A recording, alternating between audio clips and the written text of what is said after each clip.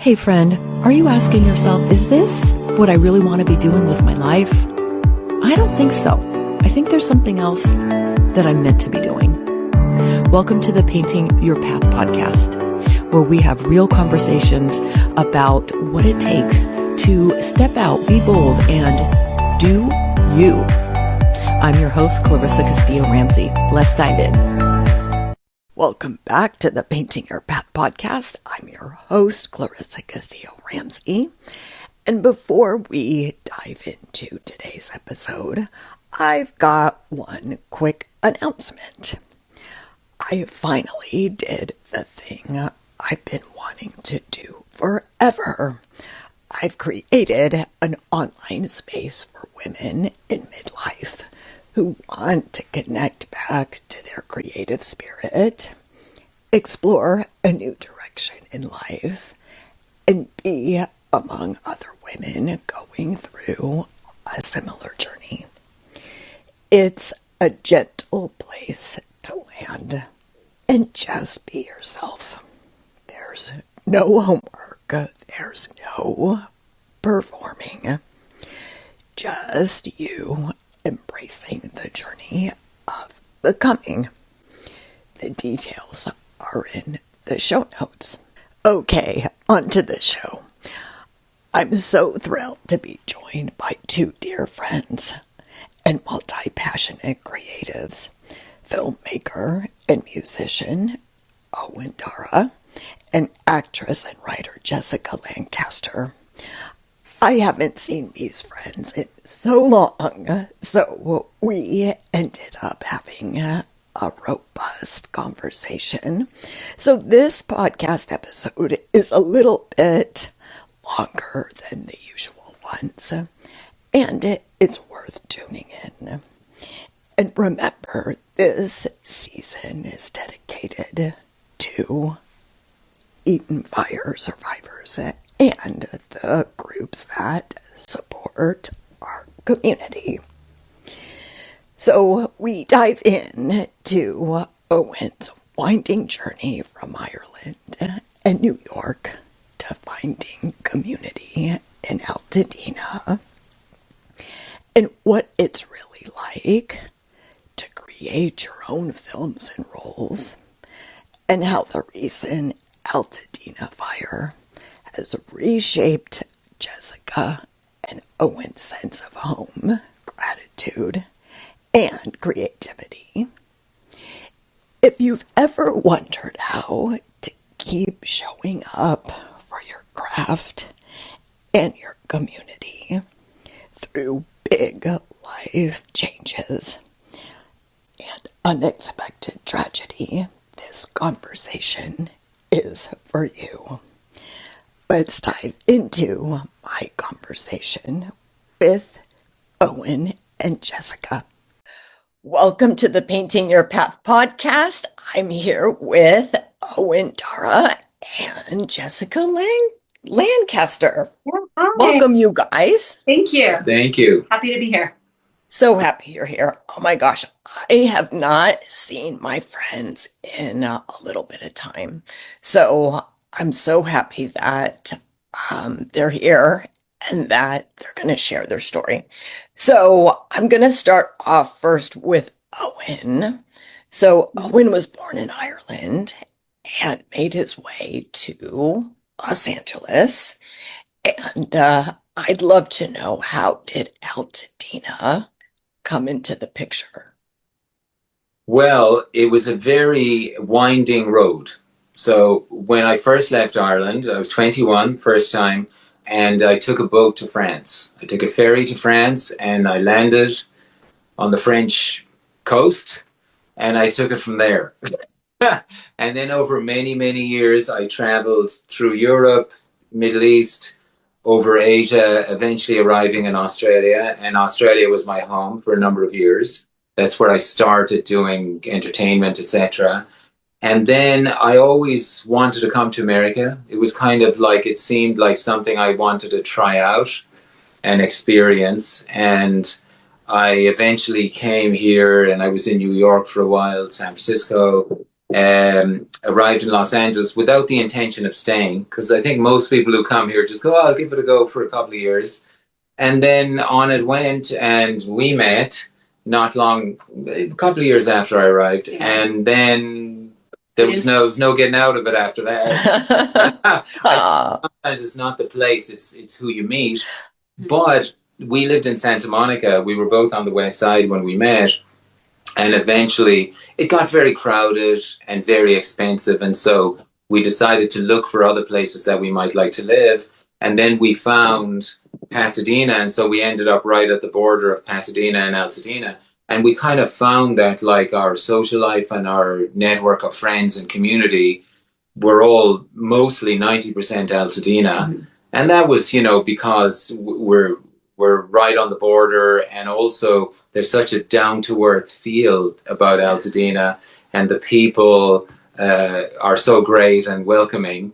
And people have asked me that, like we were at the Altadena Ale House, and somebody said, yes. "Oh, this fella from Cork ended up in Altadena," and everyone at the table kind of turned and looked, and I felt on the spot, and it kind of happened that way, that we found a place that we liked here, and we certainly haven't regretted it. I don't think. We love it. We've been here 18 years now. Yeah. Oh, love that. Yeah. Love it. And I'd love for the both of you to just share a little bit about the work that you do, because you're both highly creative, multi-passionate, and just would love to hear about that journey from the both of you. Sure. Yeah, so I'm an actor. I've been an actor since I was 12, and I did I went to conservatory, and then I did the New York thing. And then I came to LA to pursue TV and film, which I've done, but it's hard. And when I met Owen, we decided to create our own films. So we've made 3 feature films, all shot in Ireland. And pretty much that's my journey. I'm writing now, writing feature film with a friend of mine that I'm hoping to produce next year, hopefully, and still auditioning and doing the thing. I was a waitress in LA for 20 years, and now I'm doing social media on the side, and that's kind of my journey. He does like everything in the arts. So, well, not quite everything, but I have an interest in a lot of facets, and so I sort of work on different things that, I started out thinking I would love to make films one day, but it didn't seem possible, at least where I was and in what I was doing. And music has also always been an interest for me. But when I started doing entertainment, I didn't feel like my songwriting and my playing was of the level that could get me attention or even the gigs I wanted to do. But then I fell into stand-up comedy, because people say, how did you get into stand-up? How do you start as a comedian? Well, for me, I think it was the desire to perform, and then I tried it, and surprisingly, it worked out for me, and it started to work out, because, you never know, right? Painting your own path. Right. I would be a singer-songwriter, and I would say things between the songs, and I would get a better response for my little comedic bits between the songs. And then I said, maybe I'll try stand-up comedy. I never thought it would work out. And within a year or two, I was working professionally and making a good living and going to different countries doing stand-up comedy. And it just it's one of those things that nobody, I think, ever dreams of being a stand-up comedy, a comedian. Like, it would cross my mind when I was growing up, and I hear of comedians or see comedians or whatever and go, oh no, that's scary. And then I suppose one of the things that you do, is you train people to think outside the box, do something that scares you, and that scared the hell out of me. But then it worked out, and I ended up having a career of sorts for about 10 years doing that. But all the time I kept working on the other aspects, writing, certainly practicing music and writing songs. And now I feel finally I've come around where I can put stand-up comedy aside and maybe feel like I'm sort of on the level that I wished I had been way back then when I was really passionate about it. And I still am. But so I perform regularly, live shows. I do mostly original material. constantly working on music. Like I've just, I started playing the piano as a second instrument, and that's been a real journey as an older person. And rather than wish I'd started when I was a kid, I try to put that energy into the actual practice. And so I always feel like I'm working on it. I'm always writing. This year has been a really good songwriting year. I kind of feel like I tapped into something that I hadn't really discovered before, and it just happened right at the beginning or at the end of last year. And so I think, you just open up as an artist to whatever presents itself. And even if it doesn't feel completely right, if you explore it enough, which is what I tend to do because I enjoy the challenge, it may or may not present itself as something you can do as a professional, or people want to hear you do or see you do. And so I feel like it's been a long journey career-wise, and very scattered, but also if I look back at it, the trajectory has been much the same. And I'm in contact with a whole bunch of friends who are still doing stand-up comedy after all these years, and they're like, "Oh, are you going to get back into it?" And I'm like, "Yeah, maybe one day." But the work I'm doing now creatively with the films and with the music is just, it's fulfilling me. And our feature films, they're out there, they're streaming. Mm-hmm. They've done pretty well. We've been very happy with that. And that was also a surprise. We didn't know if we could make a film or not. And I said to Jessica, I said, "Well, I don't know how to direct a film." And she said, "That never stopped you before," which was good encouragement. And I took some classes and I made a short film just for practice, to make the mistakes that every filmmaker makes when they make their first film. But it wasn't a serious project. It was just like, okay, we're going to make mistakes here. But as they say in the Producers, that great musical, next time you make different mistakes. It's sort of like you don't make the same mistakes, you make different ones. And so our first feature film was a surprise that it came together so well. And then the fact that we got theatrical release and we got distribution kind of was not something we were relying on, we were hoping for. But then that gave us confidence to go ahead with our next one. And then our third one is just on the festival circuit.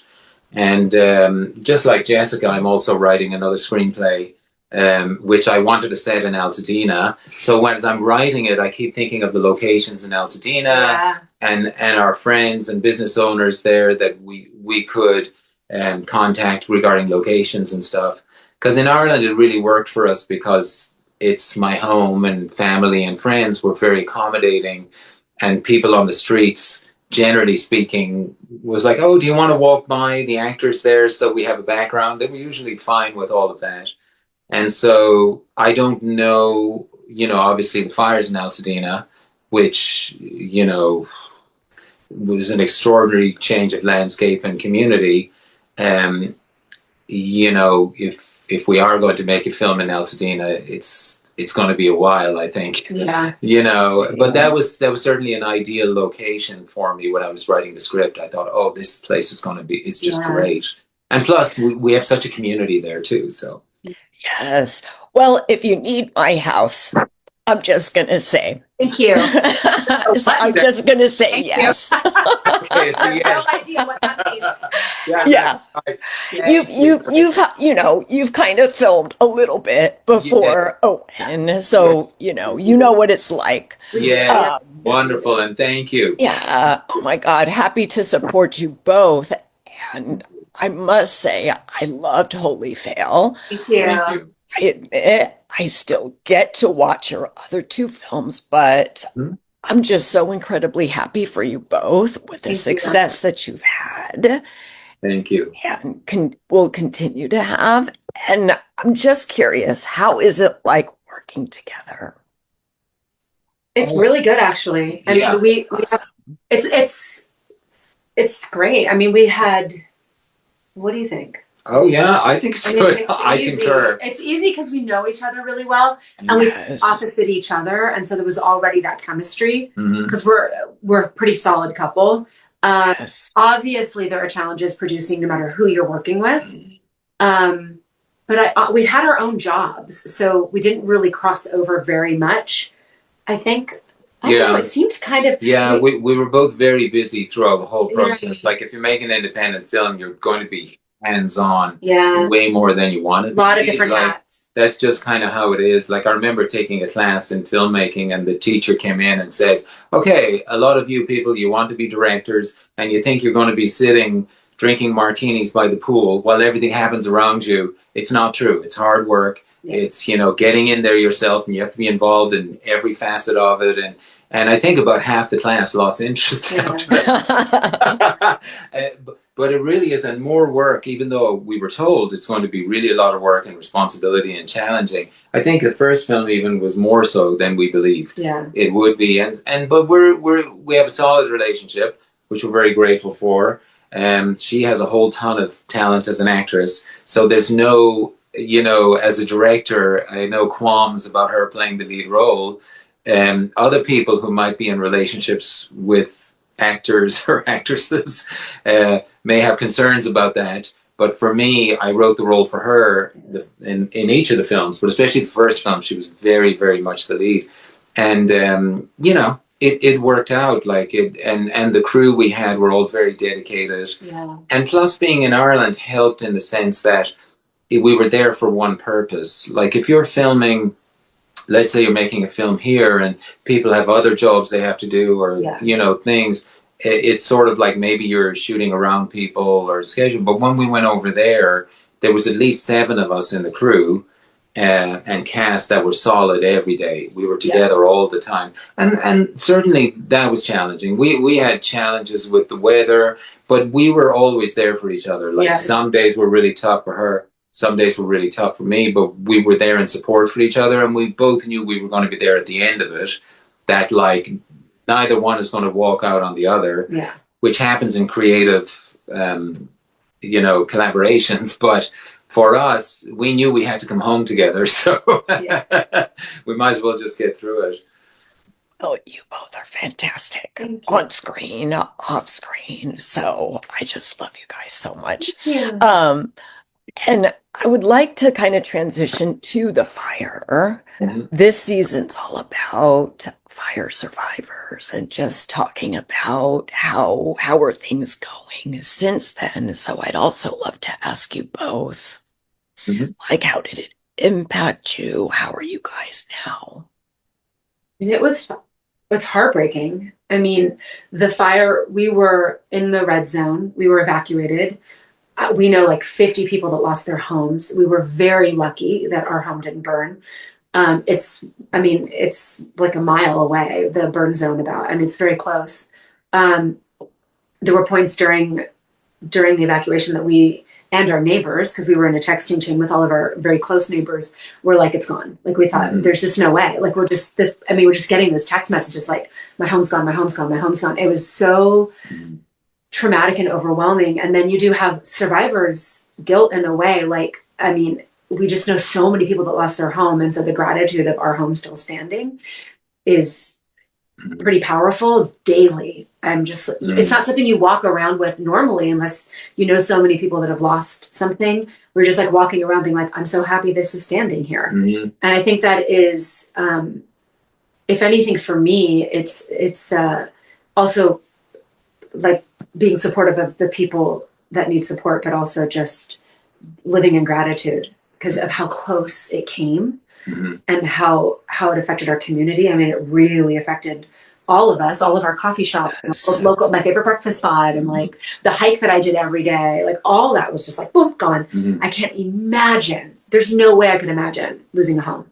Yeah, where we took the dogs, you know, to Farnsworth Park, like it's called close. You know, to see that beautiful building gone that was built in the 30s and everything around. Everything. But I think we were about a half mile from the burn zone, about a half mile. 7 blocks. But it came, I guess, about 2 miles from the mountain down, and it was heading towards us. Like we didn't evacuate like we should have immediately, like a lot of our neighbors did. It's people. I'm sure you had the same, right? And a lot of people you would have talked to, because you see the fire. Like I was on my way to a gig at the 881, so it was a Tuesday night. Right. I was heading out, And I was like, okay, I'm going to do the show. But the winds that day were insane. And I thought it might have got cancelled, but I thought, like, look, not a lot of people are going to go out in these winds. But if anybody does, if people are prepared to do it, I'm going to make the journey because it's not far. And I saw the fire on the mountain as I was about to leave. And I was like, what? And so I phoned the bar because I had talked to Gail that afternoon saying, look, the winds are really bad. Are we still opening tonight? And she said, yeah, we'll go ahead, because she had the same. Yeah, right. Me, if people are coming, we're going to be there for them.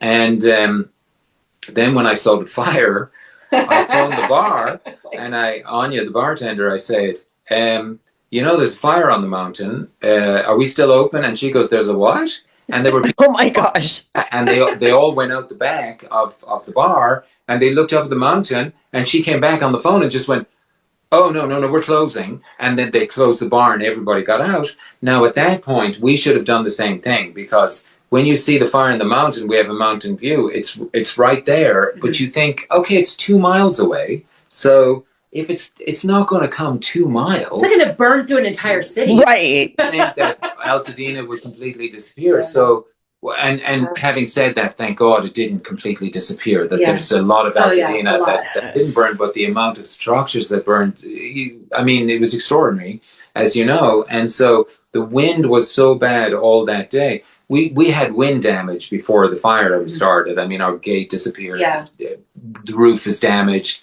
A few other things, like it's just kind of like, oh, okay. But wind damage in retrospect is nothing. Nothing. And then, of course, we had smoke damage, just like everybody else, as you would have had in your neighborhood, where, the ashes, it was just raining ash on the house and getting into the attic.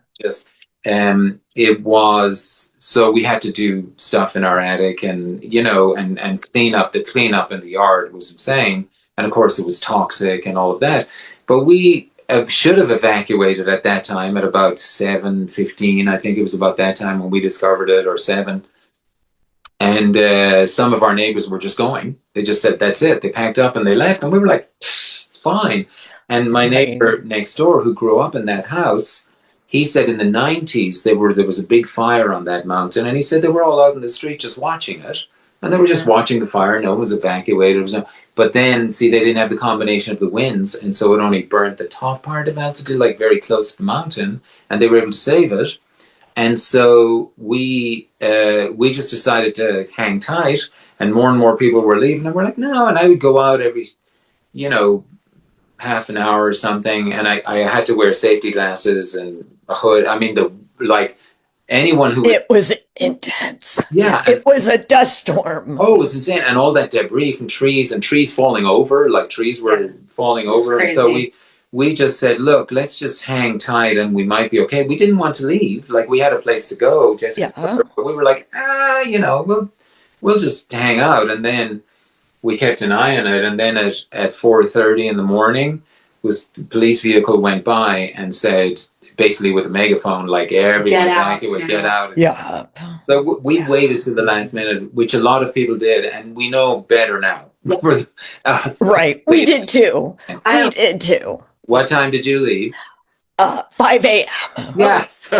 Partly because we couldn't it took so long to get out of our street. Yeah. And like you said, with the station fire in 2009, the fact there were no winds, we saw the fire and still thought, it's okay. Yes. So we thought the same thing. Yeah. And people kept saying, no, you gotta go. You gotta go. Yeah. And then finally, when the cops came, that's when we left. That's when we went So down. the same thing happened to you around the same time. It's fun. It was probably the same car.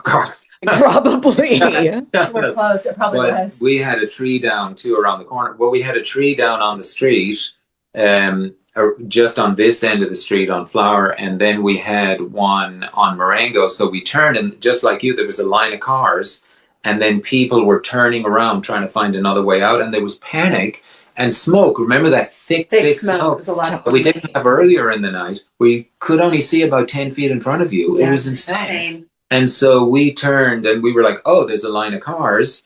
And we kind of pulled back while other cars just turned around. because of the felled tree. And then we waited and decided a gust of wind sort of came, as it did, like 100 miles an hour every so often, would just come and moved some of the branches. And we went up on the footpath, or our sidewalk, as I say, to fit in with, with the locals. And we were able to go around the tree. And then once we were headed south beyond that, cleared up on Marengo, we were able to get to Pasadena, Old Town Pasadena, where Jessica's brother lived. And they were so welcoming to have family and to say, like, come in, you can stay as long as you want. Is your thing. They made us breakfast. We had the TV on all the time. And Oh, same. right. Same.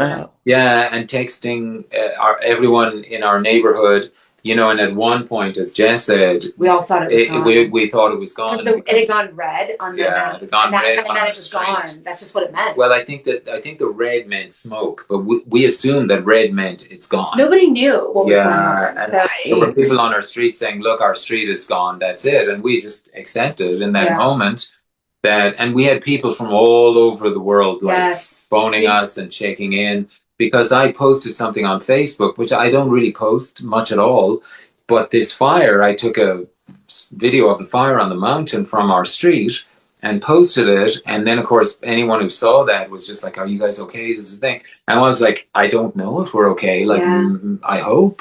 And we, you know, it was like 4 days before we could get back. But like, once we knew we got through the first day, as you know, didn't matter. Yeah. Because then there was the next night and the next night, like there was zero. No containment, And so people who survived the first night, you know, didn't survive the second and the third and so on.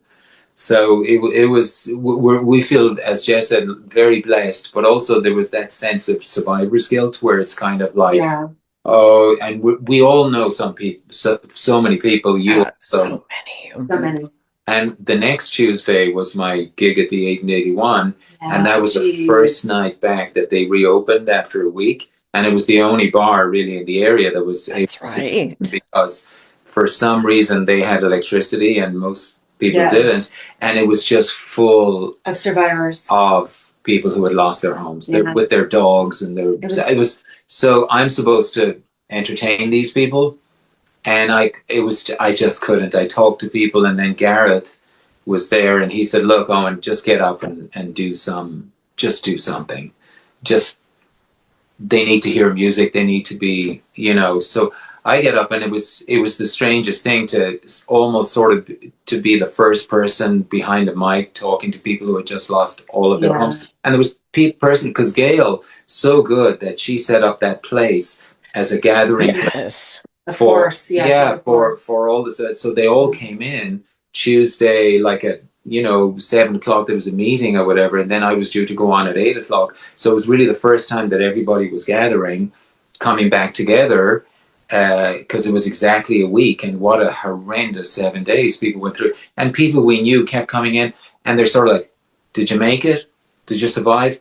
What happened? And it wasn't even sometimes people had to answer. It was just you knew with the look on their face, and people were coming in tears. There was a firefighter at the bar who was breaking down in tears, talking about fighting on the front lines while his own house burned to the ground. And I mean, it was surreal. It was just, it was such a surreal time. And we still, of course, feel it. We reached out to a lot of people who we knew had lost their homes just for places to stay, that they could come and crash with us.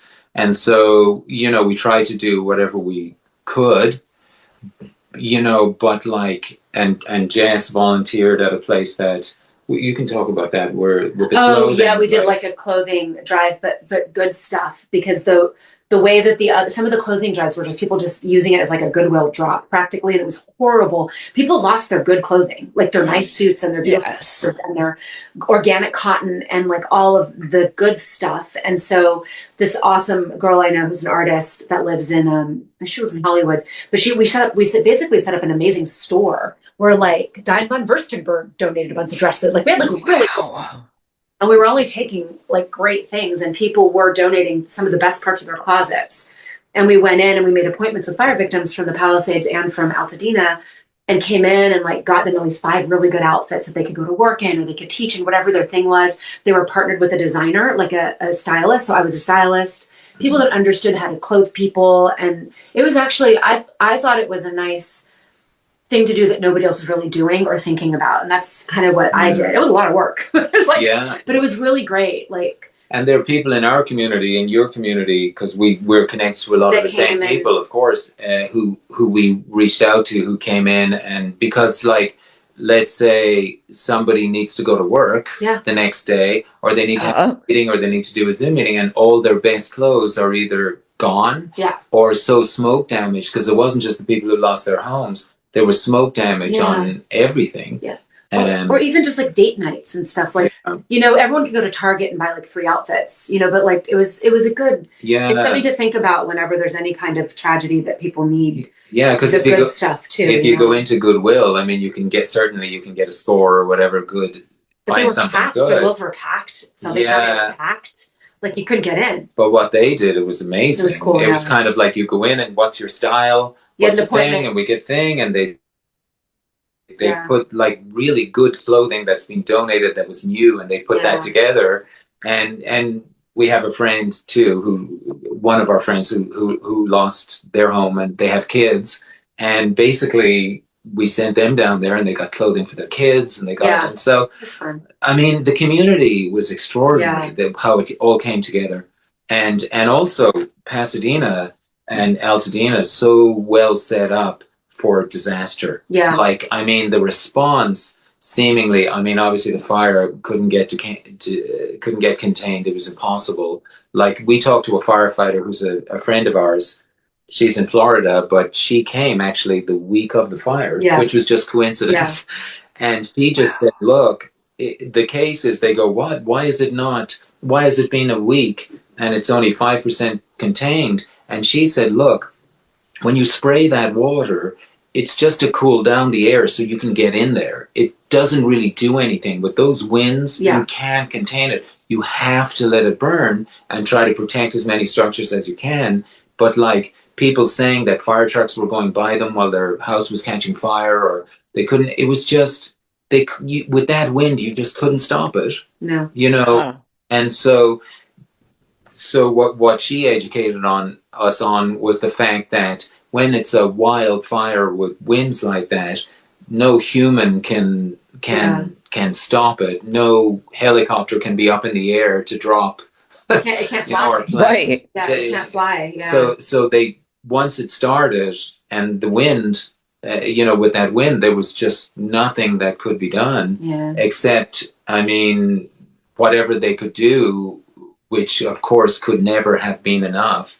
You think about it now, but like the positive thing now is you see too, when, all the structures that are going up and they look like they're well built. Yeah, some of them are very well built. And people are getting the homes that they always wanted, even though they had the homes that they always wanted already. And the hoops that people are having to jump through in order to get, like we were talking to one friend who said, okay, so you contact your insurance, and then they say, well, you got to do this. And you go, oh, okay, so that's what I have to do. And then you go to try to do that. And they said, no, you have to do this thing. Yeah. You do that thing. Yeah. And you go to do this thing. And they said, no, you have to get this form of that. And so the people, they've lost their homes. And you think, I mean, on the surface, you think, oh, well, they have insurance. They can just rebuild. But they've been going through hell for over a year. Insurance isn't, and most people are underinsured for a lot of reasons. Yeah. Same with, my house is here. But going through insurance has been not easy. No. And it costs quite a bit to rebuild, like $1 million. Yes. Yeah. For a 1,500 square foot home. And so that's a reality too that people are having to deal with. And the insurance money might only give them $400,000. Right. Yeah, it's crazy. And so like all of that going on, to think that they lost their home and all their belongings, because some people, and renters too, that's the other thing.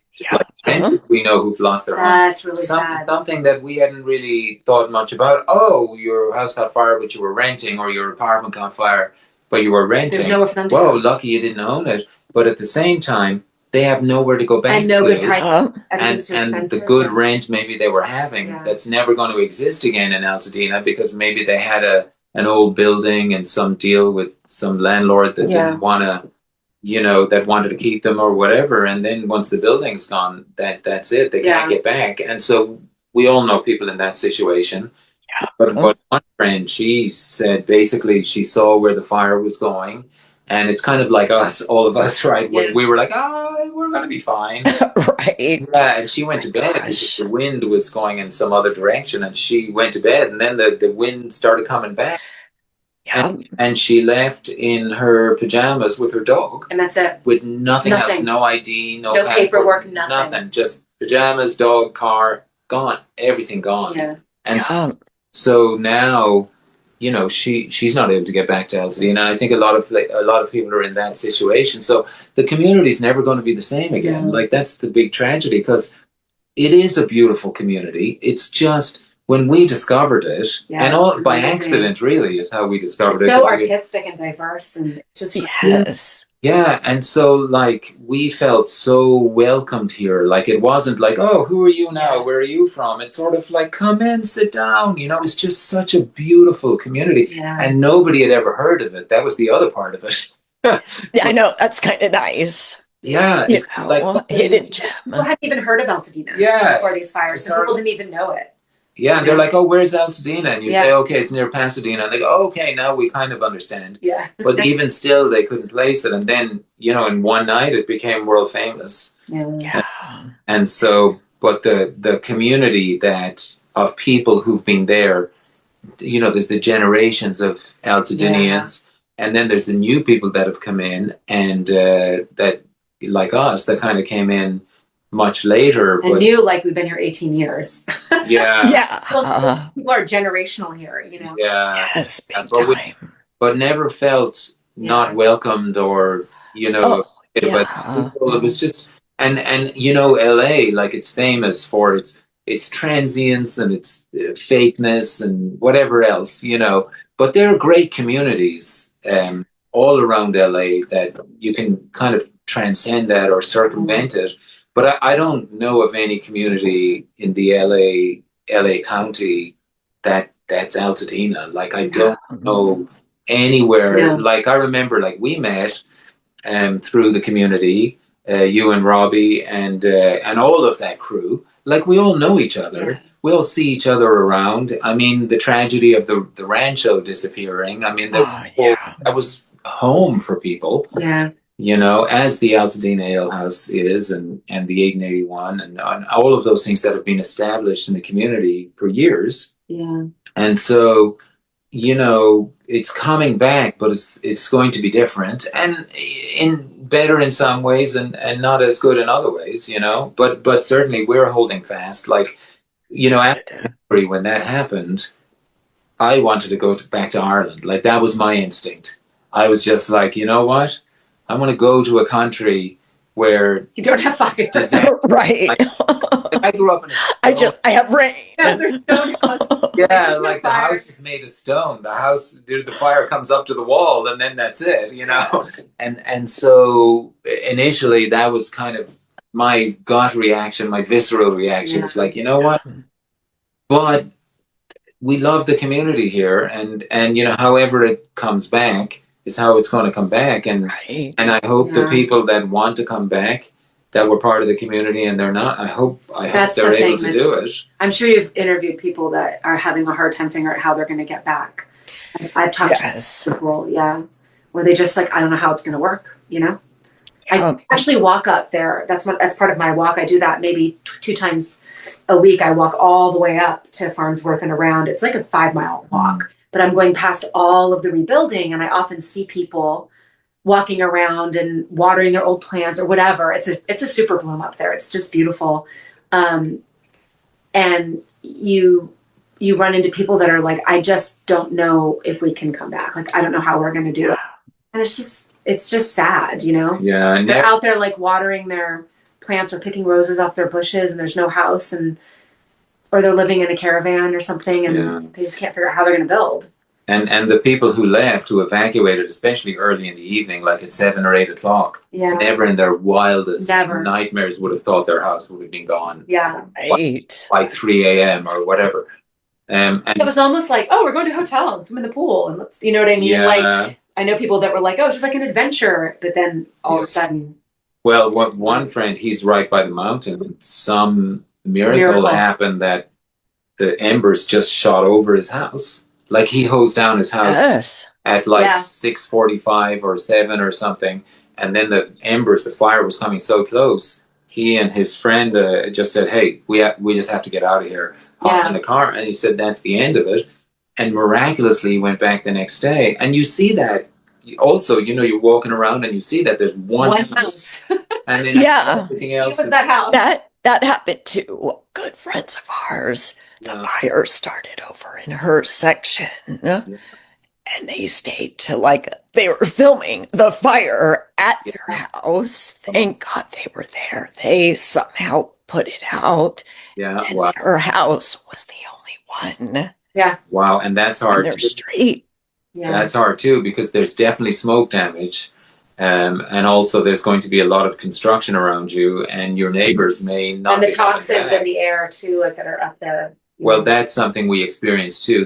The air was, you remember, it was just so really bad for so long. So bad. And the cleanup, like we had to do our own cleanup. I mean, it was same. And so we took in a lot of toxins, I think, which is regrettable, but I'm sure, you know, that's just. I think a lot of people did that too. We certainly did. We had some stuff replaced. Yeah. But not everything. Well, I want to ask how has this ordeal impacted your creativity, if it has? And what are you looking forward to this second half of the year? What should we talk about? Well, certainly I wrote about the experience for a newspaper, so they asked me. Strangely, I ended up getting phone calls like the next morning because it was worldwide news.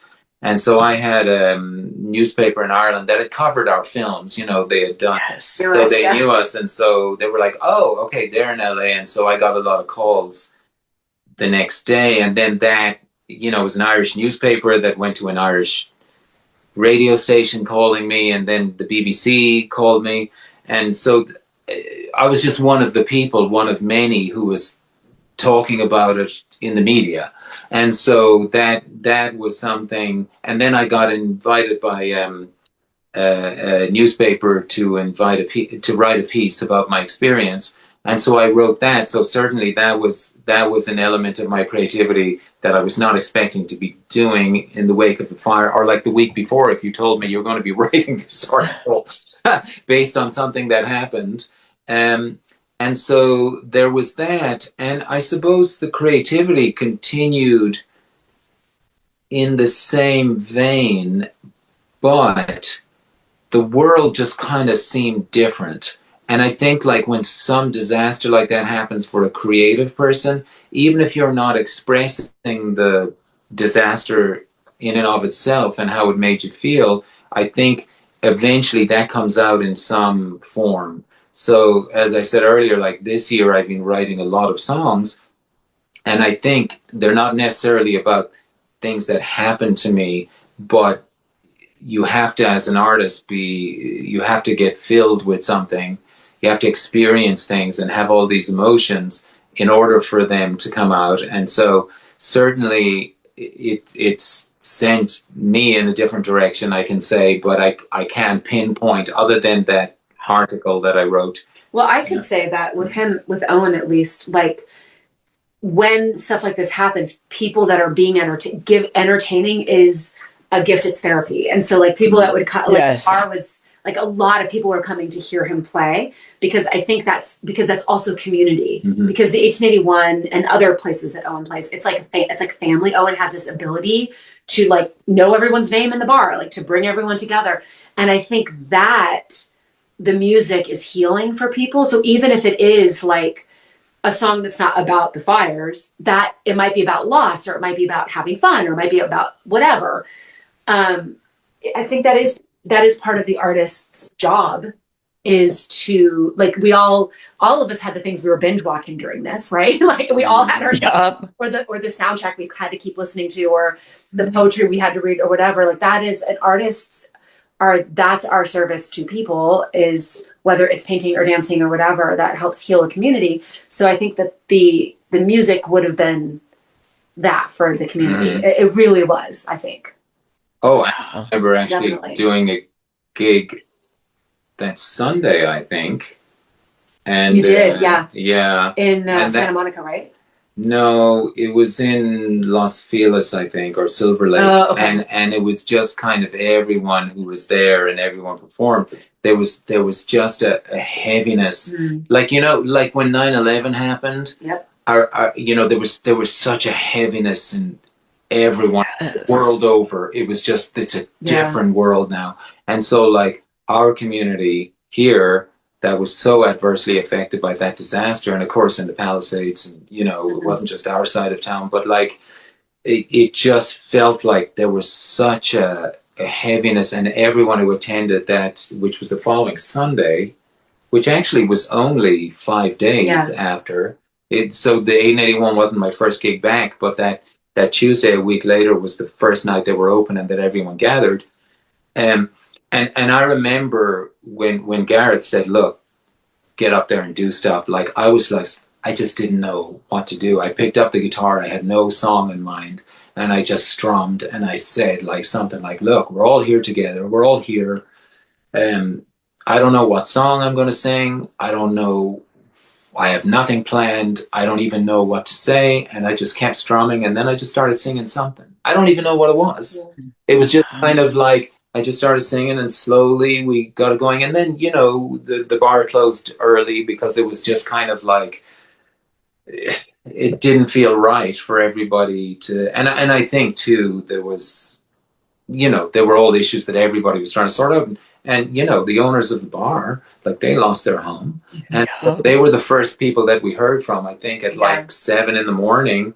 after the first night. So sad. And it was just like, what? And then they almost lost the other one. And then and then text messages coming in from people like, did you hear this person? Did you hear that? Did you hear this? What? And then you go on social media and you go, they lost their home. Yeah, it was insane. It was so devastating. It was too much to take in and process. And I think like when you're going back to the creativity, I feel like sometimes you take in so much that you can't express it in that moment, that it's just got to percolate and become a reality. And I'm sure in your painting, you must have it shifted my painting. And I started painting flowers. Lots of color, because I just was sick of the ash.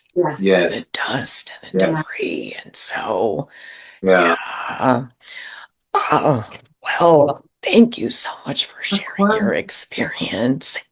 And I guess, Jessica, for you, what's next for you, or what are you particularly looking forward to this second half of the year? So I'm writing a horror film with that's fun. And Owen's been doing a lot of gigs, and I tag along. I'm like his biggest fan. She tells me when it's bad. Yeah, it's bad. I'm like, what was that? And as far as acting goes, like it's just, and it's been bad for a long time for any actor right now. I mean, not way before the fires. Well, you did a film at the start of this year. I did. I did a feature movie in the year, and I did she was blonde. We made her blonde. Ooh. I did a Lifetime movie at the end of last year. So there's stuff, but yeah, I mean, I'm shooting actually this is fun. A girlfriend and I want a period piece on a reel.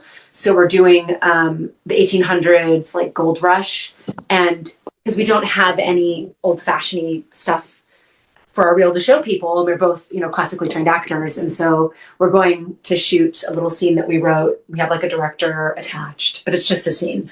But that's fun. So we're working on that, getting costumes and learning lines and figuring out the accent. But yeah, it's just, I think with actors, anyone who's an actor right now, it's really just one foot in front of the other. Like the industry's been really, really broken. Honestly, even before COVID, it started to decline. The industry just started to decline across the board. I know series regulars. I know a lot of people that just haven't worked in 5 years. It's just, and so you have to create your own stuff. You have to be really proactive. And I am. So, but yeah, and we're doing our own stuff too. Like we're always working on creative things. Love it. But it's an everyday thing being creative. And social media is also creative too. Like I'm creating content for people. Big time. Kind of Yeah. Cool. Cool. Well, before I let you go, there is a segment that I do that's called Rapid Q&A. Love it. Just so the people can get to know you. So these questions are for both of you. So the first one, coffee or tea? Coffee. Favorite Irish comfort food? Favorite Irish comfort food? Oh my God. Beans on toast. Beans on toast. Baked potato? I don't really like Baked potato? Okay. How about a Guinness? a Guinness? Beans in tomato sauce that's made by Heinz. And if you butter toast and you put the baked beans on top of it, It's actually pretty good. it's hot. I think I might have to try that. It's heavenly. And I'll look it I up. remember, if I can just expand on that, I don't know if you remember Dan, who used to go to the Yes. Well, one night we're at the ale house and he says, "You want to come back to my place for a game of pool?" He had like a pool table, and I was like, "I don't know, I don't really play pool." And he goes, "Oh, okay, I'm just going to go back and have some," because he's from England, right? And he goes, "I'm just going to go back and I'm just going to have some like beans on toast." And I was like, "You have beans? Like Heinz?" And I was like, "Okay." Okay, deal. So we got through the game of pool, and I was like, "Great, doctor, beans." That's awesome. Yeah, that's what I'm talking about, community, right? He's great at rapping, Yes. by the way. Just so you know. Oh, yeah, sorry. It's okay. How about this is more for Owen, but a song you never get tired of singing? I would say, well, certainly there's one or two of my own songs that Yes. I never get tired of singing, that I enjoy singing. And I think one of them would be one called Magic Maid, which is one I wrote for a film. And I did it as a duet. We had a singer come in, Virginia Williams. She does a lovely job. And that one, when I bring it out live, it kind of brings a lot of memories of the film and the experience of recording it as a duet. And so, yeah, that's one I enjoy doing. Cool. How about a movie you can watch over and over and over again? Well, I would say my favorite movie is definitely not any of my films. 'Cause Really? they're very hard for me to watch for I love anyone. I love anything with Audrey Hepburn. Ugh. Yeah. Nice. And I love Bullets Over Broadway, Oh, Woody that's so Allen good, film. It's just a fantastic movie. Yeah. Love it. And where's the best place for people to connect with you both? Instagram for me, Jessica Lancaster, LA. And I'm Owen.Dara. OWEN.DARA Yeah. on On Instagram. Instagram, yeah. Instagram. We're Instagrammers. Cool. Me too. Yay. And the last question. Name of this podcast. Sorry, my voice is really giving out. The name of this podcast is Painting Your Path. What does painting your path mean to you? Well, I would say getting up every day and finding how you can move forward in your journey. You know, creative certainly is what it feels like for me, because creativity is work. Like, it's not just the inspiration and that cliche that it's 90% perspiration. I believe in that. I believe that in that being the truth, because it's enjoyable to write the first draft of something. You have an idea, you whack it down, and there you go, that felt great. And then you go, well, it's not quite ready for anybody to read because it's not of the level you want it to be. or maybe if it's a song, the melody's not quite right or the words could be better. So actually disciplining yourself to go and work on it that day, even though you don't want to. And there's many times in the morning I'll have my coffee and I don't want the coffee to end because it means I have to go to work. And work for me is either practicing, writing the script, doing editing if I'm working on a film. It's not that I get excited to go work on it. I don't. But once I'm in it, I go, oh, this is great. And then at the end of the day, I was talking to a songwriter just a couple of weeks ago, fellow songwriter, and I mentioned how many songs I've been writing recently. And she said, like, oh, that's kind of overachieving. Like, you don't need to write, you have a lot of songs already. And I said, well, it's not about the volume of songs that I have, it's how it makes me feel after I've written it. Mm-hmm. And I think that's an important aspect of it. If at the end of the day, I've put in work, be it like fixing something in the house or you know, honing a song or practicing or getting better at my second instrument or whatever, I feel good at the end of the day because I think I was brought up with like a pretty decent work ethic.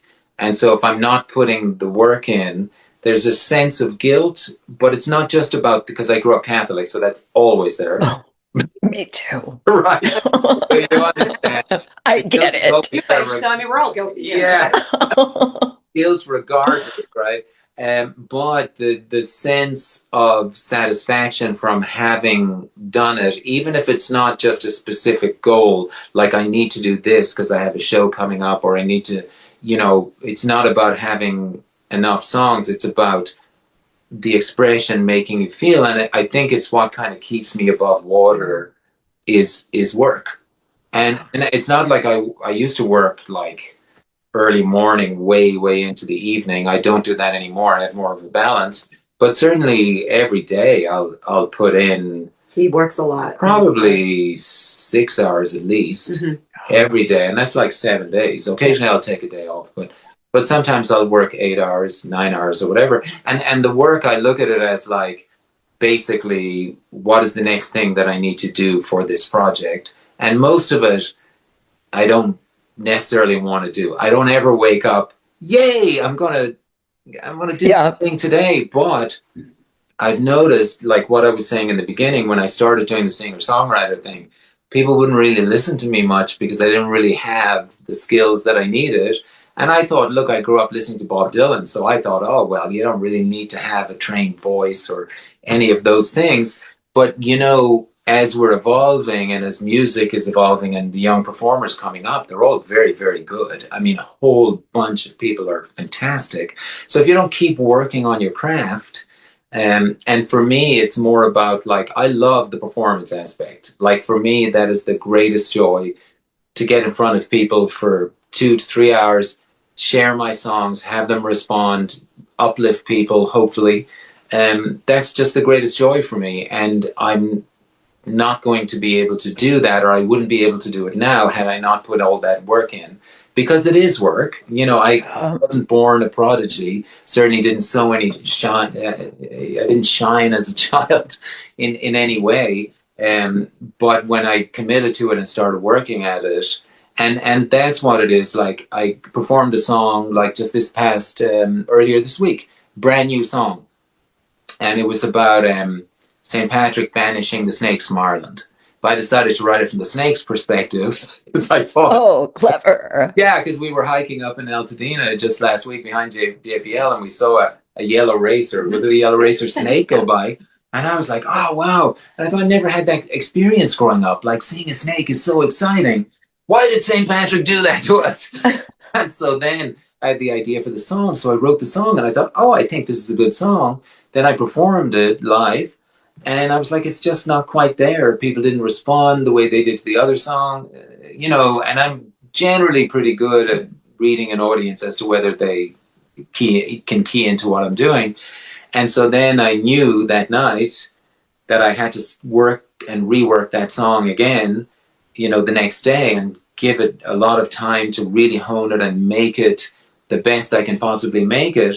And that's so that the next time I bring it in front of people, they'll respond to it and connect to it, Hopefully. And again, I'm not going to know till I try this new version. And if the new version doesn't work as well, then I'll be back working at it the next day and, honing in and writing new verses, trying to make it better. And that's kind of that's the journey. And it is to an end in that sense. Creativity is fine for creativity's sake, which is what I do in a lot of cases. But when it comes to something that I'm going to share, as you would know as a painter, to share or perform, I need to give it the time that it deserves, or that I need to give in order that it becomes to a level that it'll be worth their time to sit and listen to it. And that doesn't always work out. I have songs that I've worked on that, multiple times, and they just don't come up to that level. And so I just cast them aside and say, well, for whatever reason, that one didn't work out.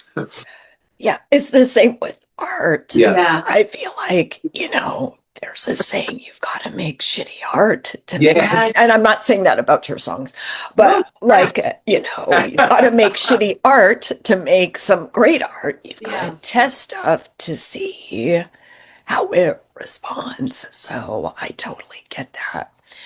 And Jessica, how about for you? What does painting your path mean to you? I think it's saying yes to inspiration and not getting too distracted with the day-to-day.